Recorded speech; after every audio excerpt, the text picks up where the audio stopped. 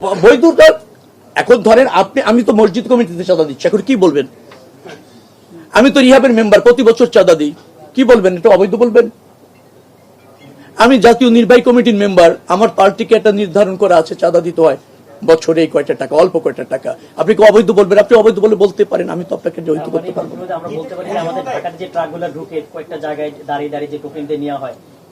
আমি তো বলছি না, আমি বলছি ট্রাক মালিক সমিতি তাদের কল্যাণে যে টাকাটা নেয় তাদের মধ্যে মিটিং করে নির্ধারণ করে সেটা বৈধ। যারা পথে অবৈধভাবে নেবে সেটা তো অবৈধ। সেটা আপনারা মনোযোগী যদি করতে চান, আমরা তৎপর আছি। স্পেসিফিক বলেন যে এই জায়গায় এটা ঘটছে, ডেফিনেটলি নেসেসারি অ্যাকশন নেওয়া হবে। ঢাকায় যে কোম্পানিগুলো আছে আপনি সে জানেন, কোম্পানি অনুযায়ী প্রত্যেক কোম্পানিকে প্রতিদিন টাকা দিতে হয়।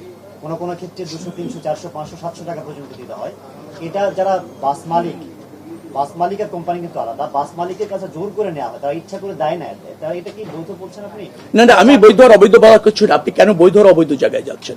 বাস মালিকদের কাছে আপনি বলছেন যে নেওয়া হয় যারা রুট কোম্পানিগুলি চালায়। এখন কোম্পানি এবং বাস মালিক কি শর্তে ওখানে বাস দিয়েছেন সেটা জানলে বোঝা যাবে যে সেখানে কোনো ব্যত্যয় ঘটছে কিনা।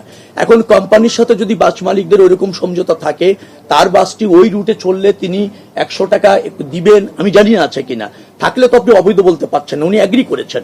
আর যদি উনার কাছে জোর করে নেওয়া হয়ে থাকে, যেটা উনি অ্যাগ্রি করেন নাই, আমাদের জ্ঞাত করেন, আমরা ব্যবস্থা নেব।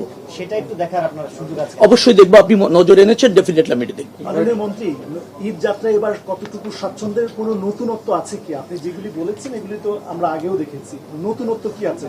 যেহেতু আপনি নতুন দায়িত্ব নিয়েছেন। না, নতুনত্ব হচ্ছে কি যে যেখানে সফলতা আমরা শতভাগ করতে চাই, এটাই নতুনত্ব। নতুনত্ব এখানে নতুন তো আর আমাদের ধরেন পরিবহন সেক্টরও বড় পরিবর্তন হয় নাই, মানুষের জীবনযাত্রার মানেরও পরিবর্তন হয় নাই। আমাদের যাতায়াত প্রক্রিয়া আছে, আমরা ছুটি পাবো, যে লঞ্চে যাই দৌড় দিয়ে লঞ্চে যাই, যে টিকিট করিনি, যে বাসে যেতে চাই দৌড় দিয়ে বাস স্টেশনে যাই। আমাদের এই যাত্রা তো আর পরিবর্তনটা হয়নি, ম্যানারের পরিবর্তন হয়নি। সেটা যাতে ফাংশন করে যথা উপযুক্ত ভাবে যাত্রীর স্বার্থে, জনগণের স্বার্থে, সে ব্যাপারে আমরা আরো জোরালো ভূমিকা নিচ্ছি।